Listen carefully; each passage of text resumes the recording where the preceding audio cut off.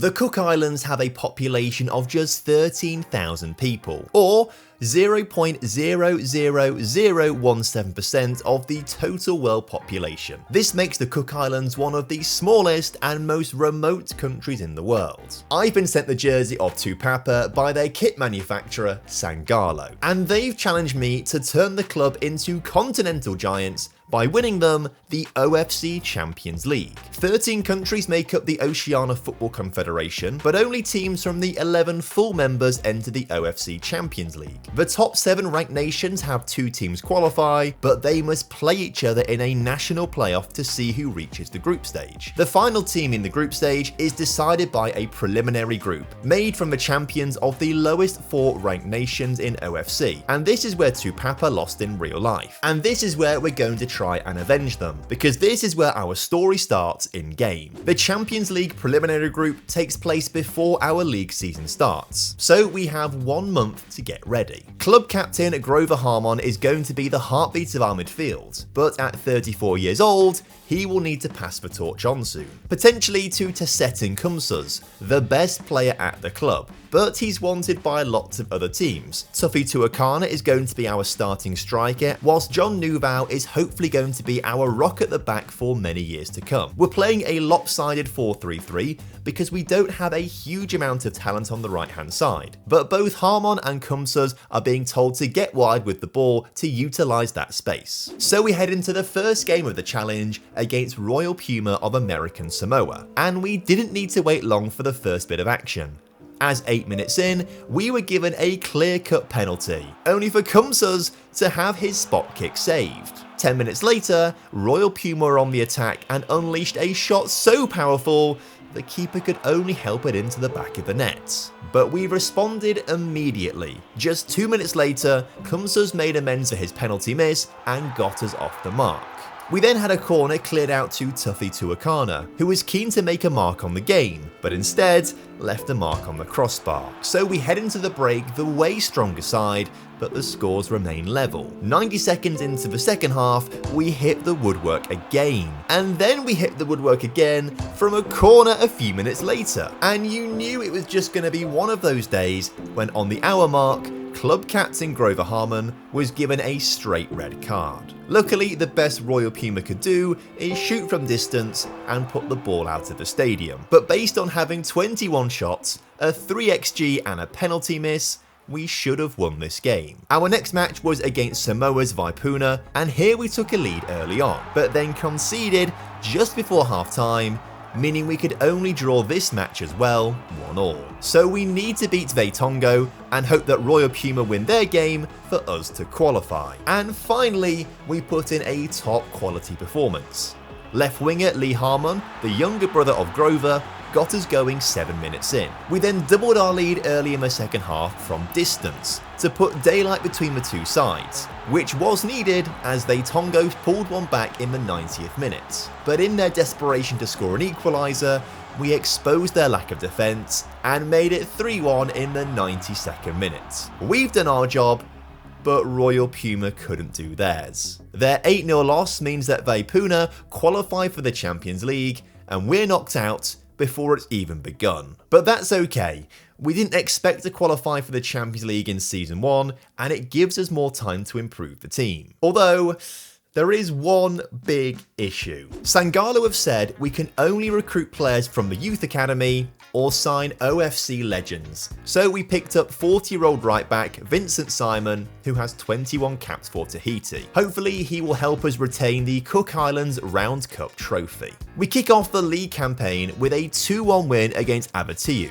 Both sides scored in the first half, but our decisive winner came from a set-piece routine on the hour mark. We then thrashed Paikora 8-0 with goals from the likes of Lee Harmon and our young striker Tuffy Tuakana. But after that big win, we could only narrowly beat TT Kaveka. The visitors took the lead in the first half, but we scored twice in the second half to take control of the game. And we have our keeper to thank for the win, as Benoit Bojan made a big penalty save late on to make sure we won the game 2-1. We then needed a penalty to save us against Matavera. After Lee Harmon gave us the lead in the first half, Kumsuz scored a spot kick an hour into the game, but the home side launched a comeback which saw them score twice in the final 20 minutes to draw the match 2-2. But we got back to winning ways against Nikau Soccertak in our 5th game of the season with a comfortable 2-0 win. That puts us on top of the table a third of the way into the season. We only play the other 5 teams 3 times in what is one of the smallest seasons in the world. But that does make sense given that we are playing football in one of the smallest countries in the world. So you would be forgiven for wondering, how have I managed to get the jersey of a team from one of the smallest countries in the world in the Cook Islands? Well, it was sent to me by Sangalo, who work with clubs from around the world to design, manufacture and sell their jerseys. So on Tupapa's jersey, you have the Maori wave going across the torso to represent their hometown,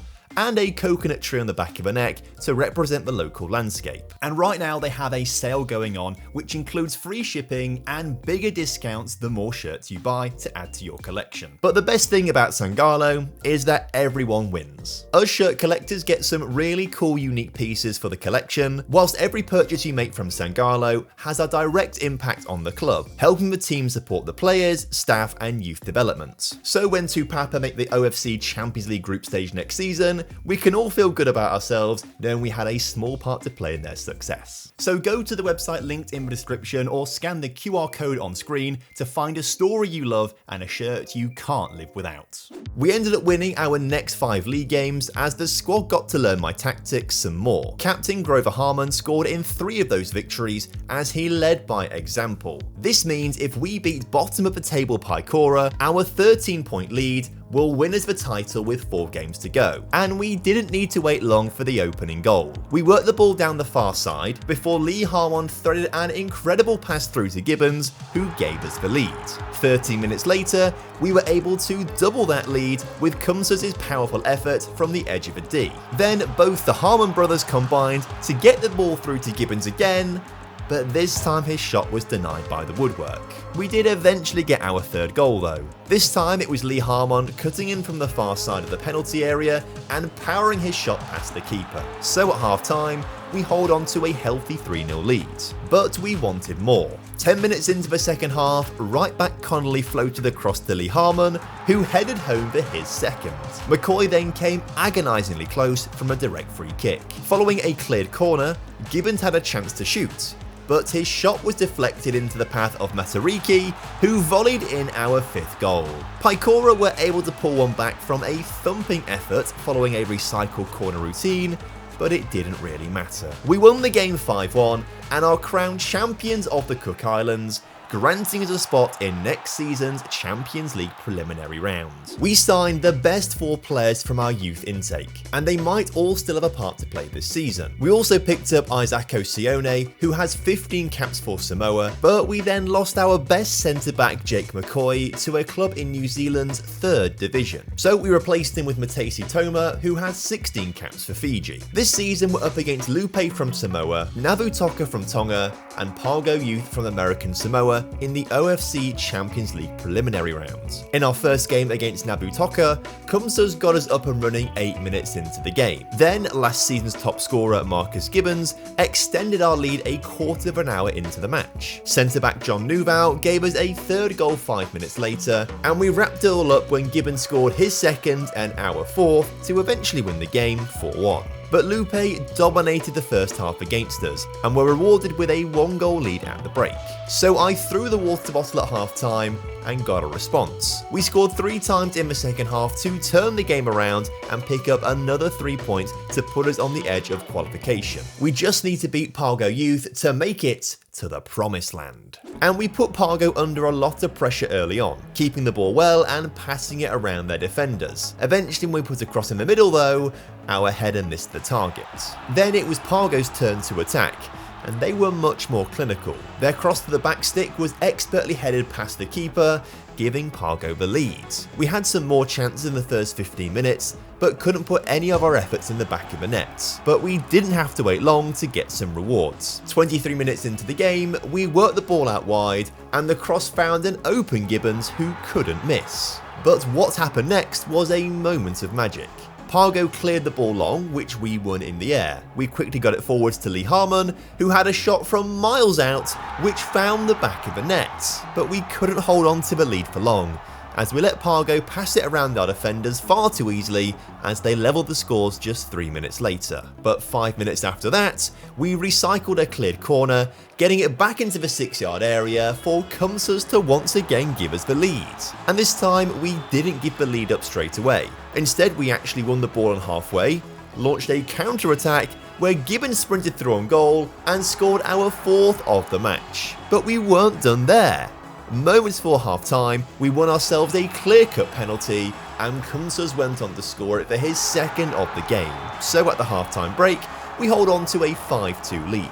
But when Pargo almost scored themselves a goal to perhaps mount a comeback, I decided now was the time to shut up shop and make changes to see the game out and waste time. Not that it worked though, as moments later Pargo were able to find their 3rd goal of the game. But we restored our 3-goal lead in the 90th minute thanks to Lee Harmon's header, meaning we win the game, top the preliminary group, and qualify for the OFC Champions League. This puts us in a group with Magenta from New Caledonia, Tofana from Tahiti, and Solomon Warriors from Solomon Islands. Up first is AS Tofana, and we took the lead 2 minutes in through Lee Harmon, thanks to a defensive mistake, but Tofana equalised soon after from a penalty. They then took the lead 23 minutes into the match from a set-piece routine. We levelled things up 3 minutes into the second half, only to then go behind again 60 seconds later. Tofana then doubled their lead with 15 minutes to go, but we pulled one back moments later to reduce the deficit.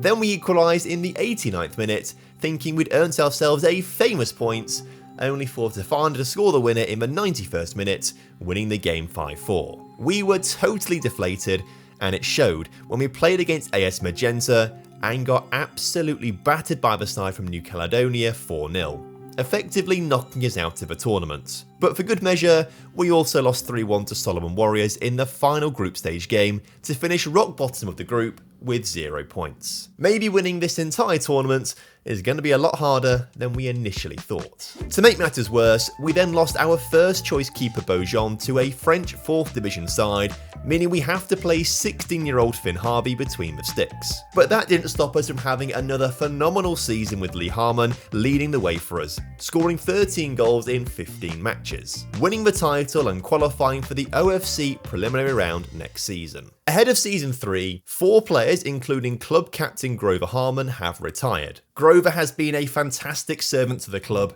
and actually he continues to be a servant to TomFM, as he's now subscribed to the channel, I'm sure, just like all you should be as well. We've brought through 4 players from the academy, but they don't play in the same positions. We also signed up Fijian fullback Sepetau Nakisi, who has 16 international caps for his country, as well as Oren Pratley, a ball-winning midfielder with 17 caps for the Cook Islands. These changes to the squad have meant we now switch to a 5-at-the-back formation to fit our best players into the team. And there's one new opposition to face in the OFC preliminary round, and that's Tonga's Nukuhi Tulu. But they didn't cause us any issues, as we beat them 4-1 to get the preliminary round underway. We then hammered Vaipuna 6-2 to put us on the brink of qualification to the group stage, and a 3-1 victory against Pargo Youth secured us that OFC Champions League group stage spot for a 2nd season in a row. This time we're up against Costa from the Solomon Islands, Hikari United from Papua New Guinea, and Western Springs from New Zealand.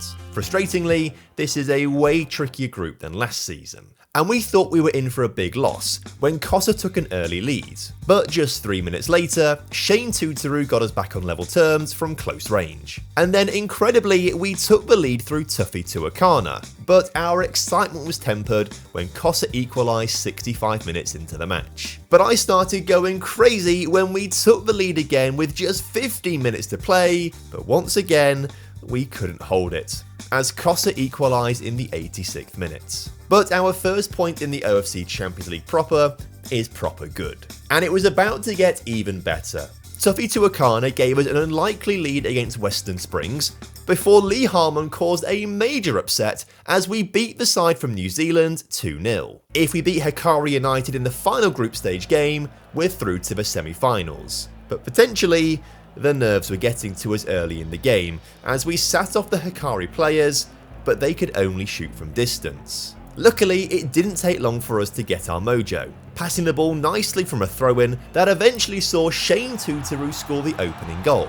The lead didn't last long though. We failed to effectively clear a corner, and Hikari equalised 2 minutes later, which was put down as an own goal. Shane Tutoru wasn't having it though, and our breakout player this season had a shot from distance bounce back off the crossbar. So instead he thought he'd turn provider, hanging out wide to collect the ball and launch across towards Gibbons, who gave us back the lead just before half time. But there was still just enough time for Hikari to once again get themselves an equaliser, meaning at the break, we are held to a frustrating 2-2 draw. But it got so much worse in the second half when Hikari took the lead from a direct free kick. John Neuville did his best to get us back on level terms, but missed the target.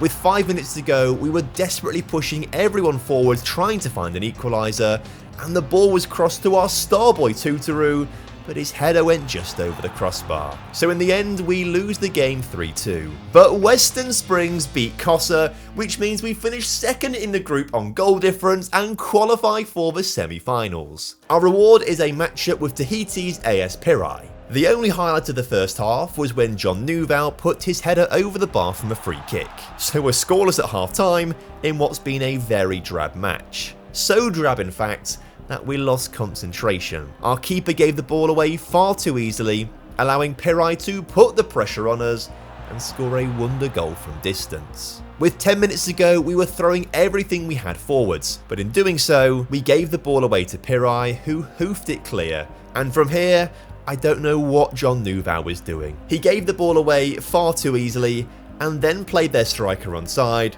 who scored Pirai's second and decisive goal. Frustratingly, we actually did score a goal of our own in the 91st minute, which could have been a dramatic equaliser, but in the end it turned out to be a solemn consolation goal, as Pirai went on to score a third goal in the 94th minute. But this is the best we've done so far.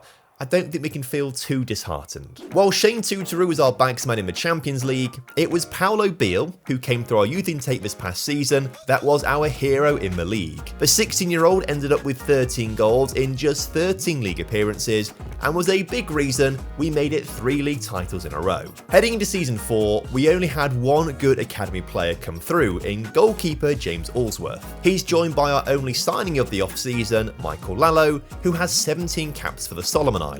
This season's preliminary round sees us face off against some familiar faces and Lota Hape of Tonga. Michael Lallo scored the decisive third goal on his debut as we beat Vaipuna 3-0. Tuffy Tuakana then got himself on the score sheet as we beat Lota Hape 4-1. And Paulo Biel scored twice against Pargo Youth in a 6-0 win. These days, the prelim round is becoming very routine for us. But are we going to be able to pull off the same feat as last season and make the knockouts of the Champions League? AS Venus of Tahiti, Gulf Kamara of Papua New Guinea, and ABM Galaxy of Vanuatu are the teams we need to beat to make it happen. Paulo Biel scored himself a hat-trick against Gulf Kamara as we surprised ourselves with how well we played. We ended up winning the match 7-1 to send a warning shot to all other teams in the competition. Biel then scored another hat-trick against ABM Galaxy as we won 4-2 against the Vanuatuans, which virtually guaranteed us a spot in the knockout rounds. And we confirmed our spot in the knockouts when we beat AS Venus 2-1, scoring our late winner in the 86th minute. So we topped the group with maximum points and get drawn against Rua of Fiji, who came second in Group A. However, we started our semi-final slow and couldn't win the ball off Rua. Instead, they worked the ball into the penalty area and opened up the scoring 3 minutes in.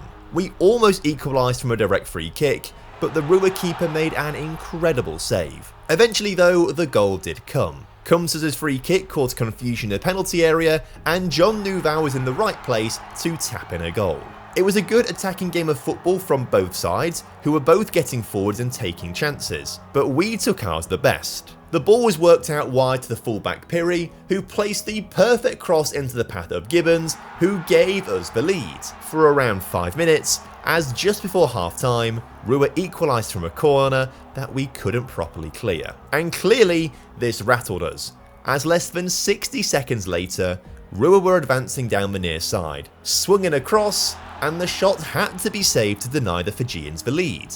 So at half time, the scores are level, but Rua have been the better side. An hour in, we were racing forwards with the ball, working it into the near side of the pitch, but we wasted the opportunity as the eventual shot missed the target, and we would live to regret it, as just 5 minutes later we were sloppy in possession, giving the ball away and allowing Rua to get through on goal and score. This is where the wheels fell off the wagon, as just 2 minutes later we were far too relaxed, letting Rua easily into the penalty area to grab their fourth and win the game. Once again, we lose the semi-finals. Back in the Round Cup, it was once again Paulo Biel scoring us the goals. For a second season in a row, he grabbed 13 in the league. But finally, we're seeing Tupapa make a step up. The young striker scored 12 goals after starting all 15 league games, but 10 points this season is the closest title race we've had since starting this challenge. So in Season 5, we signed up 3 youngsters from the youth intake. Jordan Edwards is now arguably the best player at the club, and he's only 16 years old. We've also added strength at the back with Felix Comalong, as well as Musan Al Ghassani, who has a monumental 86 caps and 16 goals for Oman. The reason he came on our radar is because he was playing his football in New Zealand last season. Sadly, we don't have the budget to be scouting the Middle East. We're up against the usual suspects in the OFC prelim rounds. We open things up with a 3-0 win over Nuku'hitu from Tonga to earn our first 3 points. Al Ghassani then scored a brace in our 4-1 win over Pargo Youth to put us on top of the group heading into the final game, where Tuffy Tuakana gave us the lead just 10 minutes in. But then we fell apart. Vaipuna tore us to pieces and were the way better side for the other 80 minutes of the match, eventually winning the game 3-1. And that was enough for them to overtake us on goal difference, knocking us out of the Champions League at the first hurdle. I'm a bit speechless. I didn't think this could happen to us anymore. Bit of a wasted season really, isn't it? At least we steamrolled the league again, so we have another shot at the Champions League next season. This season our top scorer was Musan Al Ghassani, who scored 13 goals in 11 league starts, as we were 1 win away from the perfect season in the league.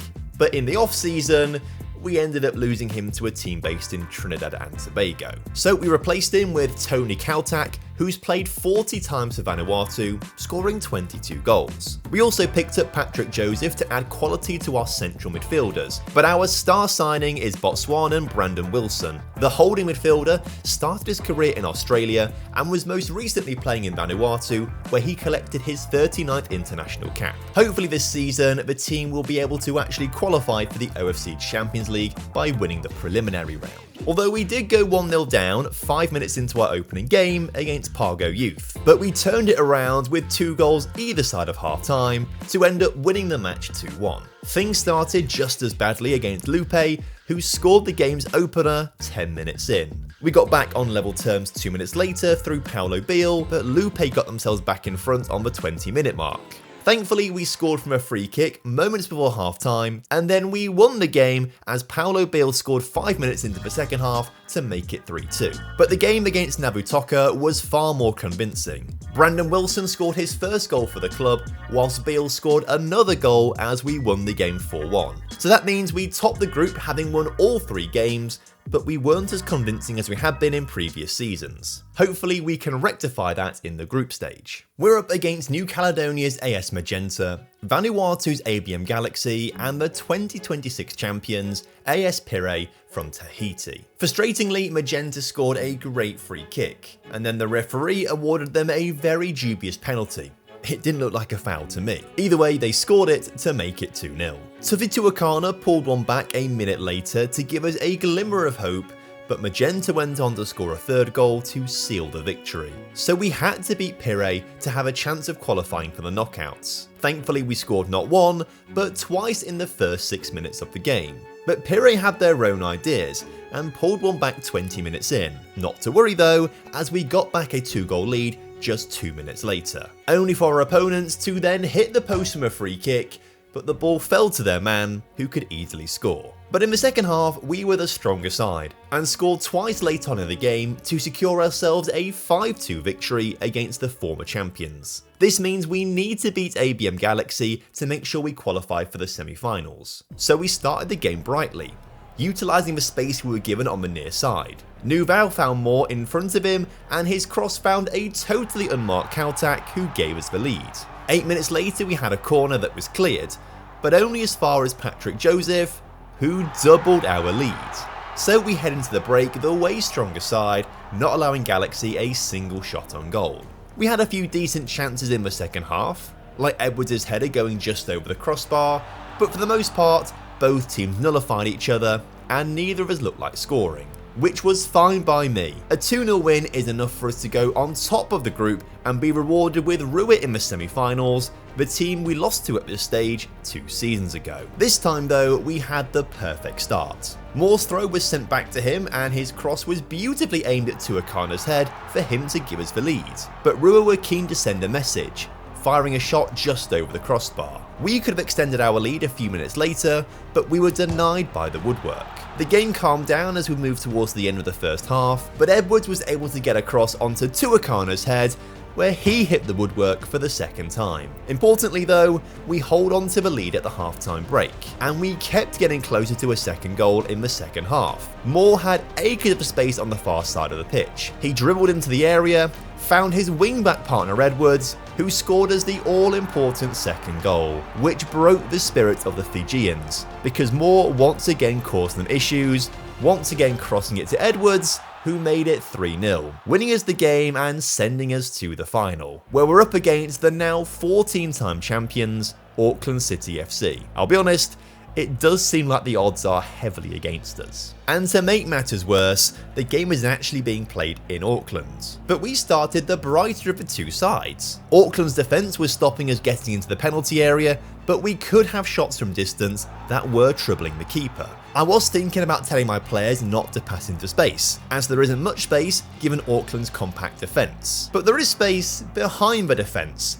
and the ball over the top found Tuakana, whose cross was met by Kautak, who gave us the lead of the game. But it didn't last long. The first chance Auckland really had turned into a well-worked goal to get them back on level terms heading into half-time. The stats suggest we've been the better of the two teams, but the only stat that matters is the scoreline, and Auckland know that. After we couldn't effectively clear a free kick, the ball came to Sarpong on the edge of the area, who gave the Kiwis the lead. And to make matters worse, centre mid Patrick Joseph was then sent off for a second yellow card. So I went gung-ho, pushing our wingbacks forwards and bringing on Paulo Beal, which didn't work, as a throw-in caused major confusion in our back line, allowing Auckland to score a third goal. And to rub salt into the wound, in the 96th minute, we gave away a penalty, which Sarpong scored. So we lose the final 4-1, thanks to pressing the self-destruct button. After this, we had our worst season in the league. We still won the title, but it was our lowest points total. On a personal level, Tuffy Tuakana had a good season.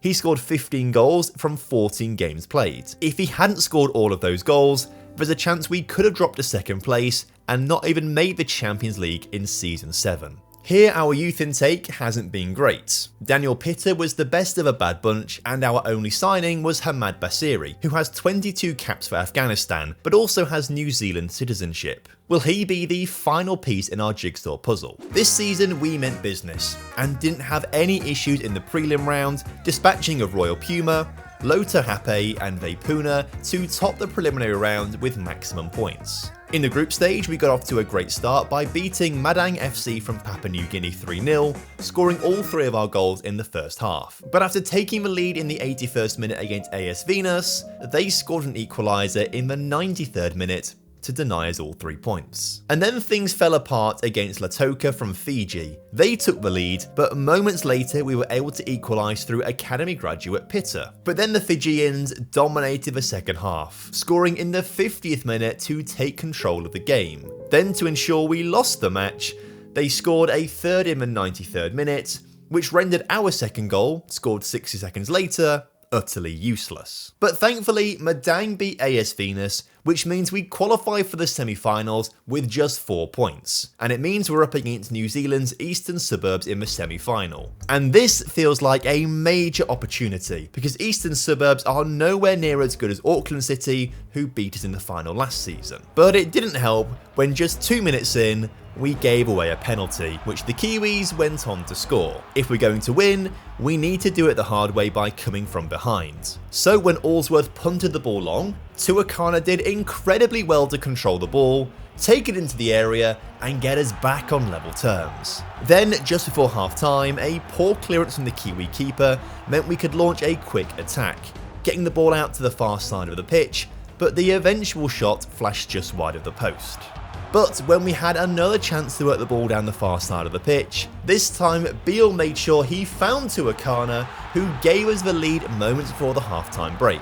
We're actually dominating this game. Surely we don't bottle it from here. Well, 67 minutes into the game, we're pushing forwards for a third, but gave the ball away, allowing Eastern Suburbs to rush forwards on the counter, cross to an unmarked man in the middle, and pull the game back to 2-2. So now it's all hands on deck to try and get back in front. Our chance straight from kickoff was denied by the keeper. But 70 minutes in, we won a penalty after our player was pushed over from a corner, and this time Kumsus put his spot kick away to give us back the lead. We had a bit more luck on our side, and Eastern Suburbs were then denied another equaliser by the post, and keeper Allsworth made an incredible save to deny the Kiwis. But we put the result beyond all doubt when Edwards found Kumsus on the edge of the 6-yard area, who fired in our fourth, winning the match 4-2 and sending us to the Champions League final. Now we have a chance to get revenge on Lautoka from Fiji, but it was a cagey game of few chances. The first highlight didn't occur until the 27th minute